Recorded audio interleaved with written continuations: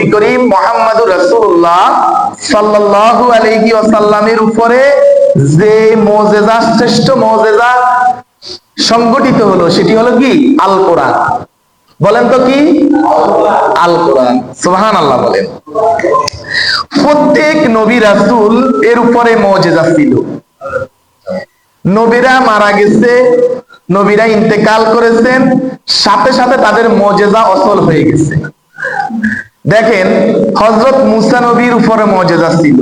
ওনার হাতে একটা লাঠি থাকতেন, ওই লাঠি দিয়ে তিনি যদি ইশারা করতেন লাঠি সাপ হয়ে যেত। সুবহানাল্লাহ বলেন। মুসা নবী যখন পৃথিবী ছেড়ে চলে গেছেন, তখন ওনার এই লাঠি দিয়ে তার উম্মতেরা আর কখনো সাপ বানাতে পারে নাই। অর্থাৎ উনিও শেষ, ওনার মুজিজাও শেষ। দাউদ নবী যে কোনো লোহা যদি তিনি হাত দিয়ে চাপ দিতেন, সাথে সাথে এটা কাদা মাটির মতো আপনার ওই পরোটার যেই এরিয়াটা তৈরি করা হয় ওরকম হয়ে যেত।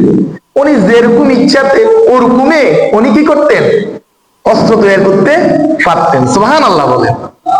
দাউদ নবী যখন ইন্তেকাল করেছেন, তার উম্মতেরা অনেকবার চেষ্টা করেছে লোহার উপর হাত দিয়ে, আর লোহাকে কখনো তারা নরম বানাতে পারে নাই, শেষ। এইভাবে ঈসা আলাইহিস সালাম কোন কবরের পাশে যেয়ে যদি বলতো কুনতুম বিইذনিল্লাহ, হে কবরবাসী তুমি উঠো, তোমার সাথে আমি কথা বলবো। সুবহানাল্লাহ বলেন। সাথে সাথে কবর ফেটে যেয়ে মুদ্দা উঠে কথা বলতেন। কত বৈশিষ্ট্য ওনার ছিলেন। আবার যদি কোন জন্ম অন্ধ, মা বাবার মায়ের গর্ভ থেকে অন্ধ অবস্থায় এসেছেন, আসার পরে সে তার চোখে দেখে না, তার তো চোখের মনিয়ে নেই, কিন্তু ঈসা নবী যদি বলতেন, হাত দিয়ে যদি এভাবে তার চোখের মধ্যে, জন্ম অন্ধদের চোখের মধ্যে হাত বুলাই দিতেন, সাথে সাথে তারা দেখতে পাইতেন। সুবহানাল্লাহ বলেন। শ্বেত রোগীর গায়ের মধ্যে হাত দিবার সাথে সাথে শ্বেত ভালো হয়ে যেত। কিন্তু ঈসা নবীকে আল্লাহ তাআলা যখন আসমানে উঠিয়ে নিয়ে গেছেন, ঈসা নবীর কোন উম্মত আর এই মুজিজা দেখাতে পারেন নাই। অর্থাৎ উনিও চলে গেছেন, ওনার মুজিজাও চলে গেছে। কিন্তু আমার আপনার নবী, প্রিয় নবী মুহাম্মদুর রাসূলুল্লাহ, কলিজা থেকে সবাই বলেন সাল্লাল্লাহু আলাইহি ওয়াসাল্লাম, তিনি এই পৃথিবী ছেড়ে চলে গেছেন, কিন্তু তিনি যে মুজিজা, সর্বশ্রেষ্ঠ মুজিজা আল্লাহর রাসূলের উপর সংগঠিত হয়েছে আল কোরআন, সেই মুজিজা কিয়ামত পর্যন্ত উম্মতের কল্যাণের জন্য আল্লাহ পাক রব্বুল আলামিন সচল করে দিয়েছেন। সুবহানাল্লাহ, সুবহানাল্লাহ। কত পাওয়ার আমাদের নবীর। নবী চলে গেছেন, কিন্তু নবীর মুজিজা এতটুকু কি হয় নাই? কমতি হয় নাই। এই কোরআন থেকে আপনি আমি আজীবন কিয়ামত পর্যন্ত যত মানুষ আসবে সবাই শুধু মুজিজার উপকার নিতেই থাকবে। সুবহানাল্লাহ, সুবহানাল্লাহ। আল্লাহ তাআলা কোরআনে বলেন, সুবহানাল্লাযী আসরা বিআবদিহি লাইলাম মিনাল মাসজিদিল হারামি ইলাল মাসজিদিল আকসা। আল্লাহু আকবার বলেন। আল্লাহ তাআলা বলেন, পবিত্র ওই সত্তা যিনি তার বান্দাকে মসজিদুল হারাম থেকে মসজিদুল আকসায় ভ্রমণ করিয়েছেন। সুবহানাল্লাহ, সুবহানাল্লাহ। আমাদের প্রিয় নবী মুহাম্মদুর রাসূলুল্লাহ সাল্লাল্লাহু আলাইহি সাল্লাম মক্কার একটি ঘরের মধ্যে শুয়ে আছেন। যে এই ঘরের মধ্যে আল্লাহ নবী সাল্লাল্লাহু আলাইহি সাল্লাম শুয়েছিলেন, ওই ঘরের ছাদটা মানে ছিদ্র হয়ে গেছে। আল্লাহু আকবার বলেন। এই অবস্থা দেখে রাসূল সাল্লাল্লাহু আলাইহি সাল্লাম কিছুটা বিস্মিত হলো, হঠাৎ ঘরের ছাদ ছিদ্র হলো কেন? ছিদ্র দিয়ে জিবরাইল আমিন রাসূল সাল্লাল্লাহু আলাইহি সাল্লামের ঘরে প্রবেশ করলেন। সুবহানাল্লাহ বলেন।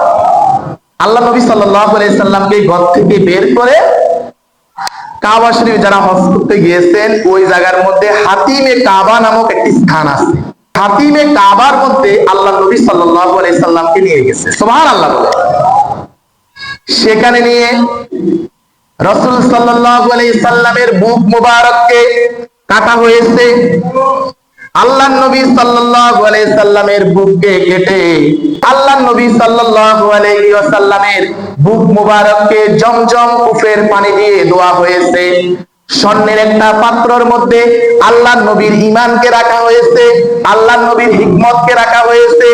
হিকমত এবং ঈমান দুইটাকে আবার রাসূল সাল্লাল্লাহু আলাইহি সাল্লামের বুকের মধ্যে দিয়ে ওই জায়গাকে সিলাই করে দেওয়া হয়েছে। সুবহানাল্লাহ, সুবহানাল্লাহ। এবার রাসূল সাল্লাল্লাহু আলাইহি ওয়াসাল্লামকে কোন জায়গা নেওয়া হবে? মসজিদুল হারাম থেকে মসজিদুল আকসাতে নেওয়া হবে, বাইতুল মুকাদ্দাসে নেওয়া হবে। যখন রাসূল সাল্লাল্লাহু আলাইহি ওয়াসাল্লামকে মসজিদুল হারাম থেকে মসজিদুল আকসাতে নেওয়া হবে, একটি বুরাক নামক একটি পানি আনা হয়েছে রাসূল সাল্লাল্লাহু আলাইহি সাল্লামের বাহন। তাহলে রাসূল সাল্লাল্লাহু আলাইহি সাল্লামের যে বাহন সেটার নাম কি? বুরাক। সেটার নাম কি বলে? বুরাক। সবাই বলেন সেটার নাম কি? বুরাক। সেটি হচ্ছে যে গাধার চেয়েও ছোট, খচ্চরের চেয়ে একটু বড়, এরকম একটি পানিকে নিয়ে আসা হয়েছে, দবদবে সাদা, দবদবে সাদা। সম্মানিত মুসল্লিয়ান ইকরাম, যখন বুরাককে আনা হয়েছে, বুরাক পাগলামি শুরু করে দিয়েছে, বুরাক নাচানাচি শুরু করে দিয়েছে। এক পর্যায়ে জিবরাইল আমিন বলতেছে, ও বুরাক তোমার কি হয়েছে? তোমাকে তোমার পিঠের মধ্যে এমন একজন ব্যক্তিকে রাখা হবে যে হলো আল্লাহর পরে যার সম্মান। সুবহানাল্লাহ বলে। এমন একজন সম্মানিত ব্যক্তি তোমার পিঠে উঠবে, তুমি তাকে বহন করে নিবে। সেটি হচ্ছে যে আল্লাহর আকাশের নিচে জমিনের উপরে ওনার চেয়েও শ্রেষ্ঠ ব্যক্তি আর কেউ নাই, সম্মানিত ব্যক্তি আর কেউ নাই। বুরাক তখন পাগলামি থামিয়েছেন। আল্লাহ রাসূল সাল্লাল্লাহু আলাইহি ওয়াসাল্লাম বুরাকের মধ্যে উঠেছেন। আল্লাহর নবী বলেন, বুরাক এর দৃষ্টি যতটুকু দূর যায় ততটুকু সে এক লাফে চলে যাইতে পারে। সুবহানাল্লাহ বলে। সেই বাইতুল মুকাদ্দাসে গেছেন। কোন জায়গায় গেছেন বলেন তো? বাইতুল মুকাদ্দাস, ফিলিস্তিনের মধ্যে যেটি এখন আছে, আমাদের পূর্বের কিবলা। সেখানে যাওয়ার পরে আল্লাহ পাক রব্বুল আলামিন সকল নবীকে 1,24,000 পয়গাম্বরকে সেখানে একত্রিত করেছেন। আল্লাহর নবী সাল্লাল্লাহু আলাইহি ওয়াসাল্লাম কে আল্লাহ পাক রব্বুল আলামিন নির্দেশ দিয়েছে, এখানে আপনি নামাজ পড়ান। আল্লাহর নবী সাল্লাল্লাহু আলাইহি সাল্লাম নামাজ পড়াইছেন। সে জায়গায় প্রত্যেক নবীদের ইমাম হয়েছে আমার আপনার নবী, আমাদের হৃৎপিণ্ড মুহাম্মাদুর রাসূলুল্লাহ সাল্লাল্লাহু আলাইহি ওয়াসাল্লাম। সেখানে তিনি ইমামুল সাইয়্যিদুল মুরসালিন এবং ইমামুল মুরসালিনের মর্যাদা পেয়ে গেছে। সুবহানাল্লাহ। সকল নবী ওনার মুক্তাদি, আর আমার আপনার নবী হলেন মুহাম্মাদুর রাসূলুল্লাহ সাল্লাল্লাহু আলাইহি ওয়াসাল্লাম বলেন ইমাম। সুবহানাল্লাহ বলে। ইমামতি শেষ হয়েছে, নামাজ শেষ হয়েছে, সাথে সাথে জিবরাইল আমিন আল্লাহ রাসূলের জন্য কিছু নাস্তা এনেছেন। কি এনেছেন বলেন তো? নাস্তা এনেছেন, দুধ এবং মদ। দুধ আর কি এনেছেন? মদ এনেছেন। দুইটা জিনিস আল্লাহ রাসূল সাল্লাল্লাহু আলাইহি সাল্লামের সামনে দিয়েছেন। ইয়া রাসূলুল্লাহ, আপনি এখান থেকে যেটা পান করা দরকার এখান থেকে সেটা পান করে নিন। আমার আপনার নবী, প্রিয় নবী মুহাম্মাদুর রাসূলুল্লাহ সাল্লাল্লাহু আলাইহি ওয়াসাল্লাম দুধ পান করে এমন দৃষ্টান্ত স্থাপন করেছেন, তিনি মদকে বাদ দিয়ে সেখানে দুধ পান করেছেন। সুবহানাল্লাহ। সাথে সাথে জিবরাইল আমিন বলতেছি, ইয়া রাসূলুল্লাহ, আপনি সৌভাগ্যবান, আপনার উম্মতের জন্য আপনি সৌভাগ্যবান হয়ে গেলেন। এই জন্য যদি আপনি এখান থেকে মদ পান করতেন তাহলে কিয়ামত পর্যন্ত আপনার উম্মতেরা পথভ্রষ্ট হতেই থাকতো। নাউযুবিল্লাহ বলে। আপনি দুধ পান করে আপনার উম্মতদেরকে বাঁচাই দিয়েছেন। সুবহানাল্লাহ, সুবহানাল্লাহ। আল্লাহ রাসূল সাল্লাল্লাহু আলাইহি সাল্লাম দুধ পান করে আমাদের আপনাকে আমাকে বাঁচিয়ে দিয়েছে। আল্লাহ রাসূলকে নিয়ে জিবরাইল আমিন প্রথম আসমানের দরজায় গেলেন। সেখানেও একটা শিক্ষা আমাদের জন্য রাসূল সাল্লাল্লাহু আলাইহি সাল্লাম দিয়েছেন। সে শিক্ষাটা কি শুনেন নাও। সেখানে যাওয়ার পর জিবরাইল বলতেছেন, ও প্রথম আসমানের ফেরেশতা, দারওয়ানের নাম ছিল ইসমাইল। তাহলে প্রথম আসমানে যিনি যে দরজার মধ্যে যিনি দায়িত্বে আছে দারওয়ান, তার নাম কি বলেন তো সবাই? ইসমাইল। তার নাম কি বলেন? ইসমাইল। জিবরাইল আমিন ডাক দিলেন, ভাই ইসমাইল দরজাটি খোলেন। তখন ইসমাইল ফেরেশতা বলতেছে, আপনার সাথে কে? আপনার সাথে কে? সাথে সাথে জিবরাইল আমিন বলতেছেন, ভাই ইসমাইল আমার সাথে হলো এমন একজন ব্যক্তি যিনি হচ্ছেন আল্লাহর পরে যার সম্মান আল্লাহ পাক রব্বুল আলামিন দিয়েছেন, এমন শ্রেষ্ঠ ব্যক্তি মুহাম্মাদুর রাসূলুল্লাহ সাল্লাল্লাহু আলাইহি ওয়াসাল্লাম। সুবহানাল্লাহ। তখন জিবরাইল আমিনকে ইসমাইল প্রশ্ন করলেন, ওনাকে কি আল্লাহ তাআলা আপনার সাথে আনার অনুমতি দিয়েছেন?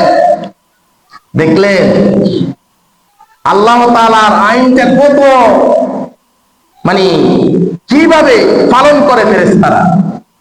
তখন জিবরাইল আমিন বলল, হ্যাঁ আমাকে বলা হয়েছে মুহাম্মদকে নিয়ে, মুহাম্মদ রাসূলুল্লাহ সাল্লাল্লাহু আলাইহি সাল্লামকে নিয়ে আসার জন্য। সাথে সাথে দরজা খোলা হয়েছে। এটার অর্থটা কি বলেন তো এবার? জিবরাইল আমিন তো ডাইরেক্ট ঢুকে যেতে পারতেন। এটার অর্থ হচ্ছে, এটার শিক্ষা হচ্ছে, কারো বাড়িতে যে আপনি বিনা অনুমতিতে তার ঘরে প্রবেশ করার কোনো কি নাই, সিস্টেম নাই। এখানে আদব শিখানো হয়েছে যে যেই কোনো সেক্টরে যেখানে যাবেন, যেই জায়গা যিনি দায়িত্বে আছেন তার অনুমতি ব্যতীত ঢোকার কোনো অনুমতি নাই। এটাই আল্লাহর রাসূল সাল্লাল্লাহু আলাইহি সাল্লাম এবং মেরাজের একটি শিক্ষা। সুবহানাল্লাহ বলেন। আপনার নেতা মানুষ হয়ে গেছে, ফট করে একজনের ঘরে ঢুকে গেছেন, এটা কিন্তু আপনার আমার জন্য কি নয়, উচিত নয়। এটাই কিন্তু মেরাজের একটা শিক্ষা অন্যতম। যখন রাসূলের জন্য প্রথম আসমান খুলে দেওয়া হয়েছে, আল্লাহর রাসূলকে দেখার জন্য লক্ষ লক্ষ অগণিত ফেরেশতারা সেখানে উপস্থিত ছিলেন। সবাই রাসূল সাল্লাল্লাহু আলাইহি সাল্লামকে ওয়েলকাম করেছেন, মারহাবান তাইয়িবান মুবারাকান ইয়া রাসূলুল্লাহ। সুবহানাল্লাহ বলে। নবী সেখানে যাওয়ার পরে একজন নবীর সাথে দেখা হয়েছে, তিনি হচ্ছেন আমাদের আদি পিতা আদম আলাইহিস সালাতু ওয়াস সালামের সাথে। যখন আদি পিতা আদম আলাইহিস সালামকে দেখেছেন আল্লাহর নবী, দেখে বলতেছে যে জিবরাইল আমিনকে বলতেছে, ভাই জিবরাইল উনি কে? উনি কে? সাথে সাথে জিবরাইল আমিন বললেন, ইনি হলেন আপনার আব্বা, আপনার আদি আব্বা আদম আলাইহিস সালাতু আসসালাম। দেখলো ডান দিকে অসংখ্য মানুষ, ওনার বাম দিকে অসংখ্য মানুষ। যখন আদম নবী ডান দিকে তাকান তখন হাসতে শুরু করেন, আর যখন বাম দিকে তাকান তিনি তখন কাঁদতে শুরু করেন। জিবরাইল আমিনকে প্রশ্ন করলেন, ভাই জিবরাইল, যখন আদম নবী ডান দিকে তাকান তখন তিনি হাসতে শুরু করেন, আর যখন বাম দিকে তাকান তখন কাঁদতে শুরু করেন, এটার কারণটা কি? সাথে সাথে জিবরাইল আমিন বললেন, ইয়া রাসূলুল্লাহ, ইয়া হাবিবাল্লাহ, যেই ডান দিকে আদম আলাইহিস সালাতু ওয়াস সালামের সন্তানগুলি এরা সবাই জান্নাতি। সুবহানাল্লাহ বলে। আর বাম দিকে যে সন্তানগুলি আছে তারা হচ্ছে জাহান্নামী। এই জন্য জান্নাতের যখন ডান দিকে তাকান জান্নাতি সন্তানগুলোকে পেয়ে দেখে তিনি খুবই আনন্দিত হন, খুশি হন। আর যখন বাম দিকে তাকান জাহান্নামী সন্তানগুলোকে দেখে তিনি কান্নায় ভেঙে পড়েন। আল্লাহু আকবার বলেন, আল্লাহু আকবার। আদম আলাইহিস সালামের সামনের দিকে এগিয়ে গেছেন। আদম নবী বসা ছিলেন। প্রিয় নবী মুহাম্মদুর রাসূলুল্লাহ সাল্লাল্লাহু আলাইহি ওয়াসাল্লামকে দেখে উনি সম্মানে দাঁড়িয়ে গেছেন। সুবহানাল্লাহ বলেন। বলতেছে আমার সৌভাগ্যবান সন্তান মুহাম্মদ সাল্লাল্লাহু আলাইহি ওয়াসাল্লাম, আপনাকে দেখে আমি ধন্য হয়েছি। জীবনে অনেকগুলা ধন্য আল্লাহ তাআলা আমাকে দান করেছে, শুধু আপনার চেহারা মোবারক দেখে এর চেয়েও বেশি ধন্য আমি আর হই নাই। সুবহানাল্লাহ, সুবহানাল্লাহ। রাসূলকে ওয়েলকাম করেছেন, রাসূলকে স্বাগতম জানিয়েছেন, রাসূলকে সম্মান জানিয়েছেন আমাদের আদি পিতা মুহাম্মদুর রাসূলুল্লাহ সাল্লাল্লাহু আলাইহি ওয়াসাল্লাম। সুবহানাল্লাহ বলেন। তাহলে প্রথম আসমানে কোন নবীর সাথে দেখা হয়েছে বলেন তো? আদম নবীর সাথে। প্রথম আসমানে কোন নবীর সাথে দেখা হয়েছে? আদম নবীর সাথে। আল্লাহ নবী সাল্লাল্লাহু আলাইহি সাল্লামের এখানে প্রথম আসমানে কথাবার্তা শেষ হওয়ার পরে এবার দ্বিতীয় আসমানে গেছে। দ্বিতীয় আসমানেও একইভাবে প্রশ্ন করা হয়েছে। দ্বিতীয় আসমানের যিনি দায়িত্বে আছেন দরজার, আল্লাহ নবীর একই উত্তর জিবরাইল আমিন দিয়েছেন। দেওয়ার পরে আল্লাহ নবী সাল্লাল্লাহু আলাইহি ওয়াসাল্লামকে দ্বিতীয় আসমানে নিয়ে নেওয়া হয়েছে। সেখানে দেখলো মামু বাগিনা। বলেন তো কে? মামু এবং বাগিনা, অর্থাৎ ইয়াহইয়া আলাইহিস সালাম আর হলো ঈসা আলাইহিস সালাতু ওয়াস সালাম। সুবহানাল্লাহ বলেন। দ্বিতীয় আসমানে রাসূলের লগে কোন দুইজন নবীর লগে দেখা হইছে বলেন? ইয়াহইয়া আলাইহিস সালাতু ওয়াস সালাম আর একজন হলো ঈসা আলাইহিস সালাতু ওয়াস সালাম। ওনারা সম্পর্কে ছিলেন মামু বাগিনা। দুইজন যখন আল্লাহর নবীকে দেখেছেন, ওনারা বলতেছেন মারহাবান তাইয়িবান মুবারাকান ইয়া রাসূলুল্লাহ সাল্লাল্লাহু আলাইহি ওয়াসাল্লাম বলেন। আল্লাহ নবীর সাথে সেখানে কথাবার্তা হয়েছে। আল্লাহ নবী সাল্লাল্লাহু আলাইহি সাল্লামকে সেখানে সম্মান করেছেন। ফেরেশতারা সবাই মিলে আনন্দিত হয়েছেন। দ্বিতীয় আসমানের ফেরেশতারা বলতেছে ইয়া রাসূলুল্লাহ, ইয়া হাবিবাল্লাহ, আপনার অপেক্ষায় লক্ষ লক্ষ বছর আমরা অপেক্ষা ছিলাম, আপনি এই আসমানে ভ্রমণ করিবেন। সুবহানাল্লাহ, সুবহানাল্লাহ, সুবহানাল্লাহ। আজকে আমাদের জীবন ধন্য হয়েছে। কে বলতেছেন? দ্বিতীয় আসমানের ফেরেশতারা বলতেছেন। আর সেখানে হযরত ঈসা আলাইহিস সালাম এবং হযরত ইয়াহইয়া আলাইহিস সালাতু ওয়াস সালাম বললেন ইয়া রাসূলুল্লাহ, আপনাকে দেখে আমরা ধন্য হয়েছি। আর আপনার উম্মত হয়ে, ঈসা আলাইহিস সালাম বলতেছে আপনার উম্মত হয়ে আমি আবার জমিনে আসব। সুবহানাল্লাহ, সুবহানাল্লাহ। দ্বিতীয় আসমানে কার সাথে দেখা হয়েছে? ইয়াহইয়া আলাইহিস সালাতু ওয়াস সালাম, অর্থাৎ জাকারিয়া নবীর সন্তান ইয়াহইয়া আলাইহিস সালাতু ওয়াস সালাম আর ঈসা আলাইহিস সালাম বিবি মারিয়ামের সন্তান। এবার তৃতীয় আসমানে গেলেন। তৃতীয় আসমানে একই প্রশ্ন করা হয়েছে। তৃতীয় আসমানের দায়িত্বে যিনি ছিলেন তিনি একই প্রশ্ন করছেন রাসূল সাল্লাল্লাহু জিবরাইল আমিনকে। একই উত্তর দিয়ে যখন দ্বিতীয় আসমানে রাসূল সাল্লাল্লাহু আলাইহি সাল্লাম প্রবেশ করেছেন, সেখানে দেখা হয়েছে হযরত ইউসুফ আলাইহিস সালাতু ওয়াস সালামের সাথে। সুবহানাল্লাহ বলেন। আল্লাহ রাসূল সাল্লাল্লাহু আলাইহি সাল্লাম ইউসুফ নবীর দিকে একদৃষ্টে তাকায় রয়েছে। এত সৌন্দর্য আল্লাহ পাক রব্বুল আলামিন ইউসুফ নবীকে দান করেছেন। বলেন তো তৃতীয় আসমানে কোন নবীর সাথে দেখা হয়েছে? ইউসুফ নবীর সাথে। সৃষ্টির মধ্যে আল্লাহ তাআলা যত সৌন্দর্য দান করছে, এর মধ্যে অর্ধেক সৌন্দর্য তো হযরত ইউসুফ নবীকে দান করছে। সুবহানাল্লাহ বলেন। হযরত ইউসুফ নবী রাসূলকে দেখে আনন্দিত হলেন। বললেন ইয়া রাসূলুল্লাহ, ইয়া হাবিবাল্লাহ, আমার জীবন ধন্য। আল্লাহ পাক রব্বুল আলামিন অসংখ্য নিয়ামত দিয়ে আমাকে ভরপুর করেছেন। শ্রেষ্ঠ নিয়ামত হলো আপনার সাক্ষাৎ। সুবহানাল্লাহ, সুবহানাল্লাহ। আল্লাহ রাসূল সাল্লাল্লাহু আলাইহি সাল্লাম আবার এটা মনে করবেন না ইউসুফ নবী হযরত নবী মুহাম্মদ রাসূলুল্লাহ সাল্লাল্লাহু আলাইহি সাল্লামের চেয়ে বেশি সুন্দর, তা বলা যাবে না। কেননা আল্লাহ পাক রব্বুল আলামিন প্রিয় নবী মুহাম্মদুর রাসূলুল্লাহ সাল্লাল্লাহু আলাইহি ওয়াসাল্লামকে সৃষ্টির মধ্যে শ্রেষ্ঠ সুন্দর এবং শ্রেষ্ঠতম করে আল্লাহ পাক রব্বুল আলামিন পৃথিবীতে প্রেরণ করেছেন। সুবহানাল্লাহ। সেখানে রাসূল সাল্লাল্লাহু আলাইহি ওয়াসাল্লামকে অনেক সম্মান করা হয়েছে।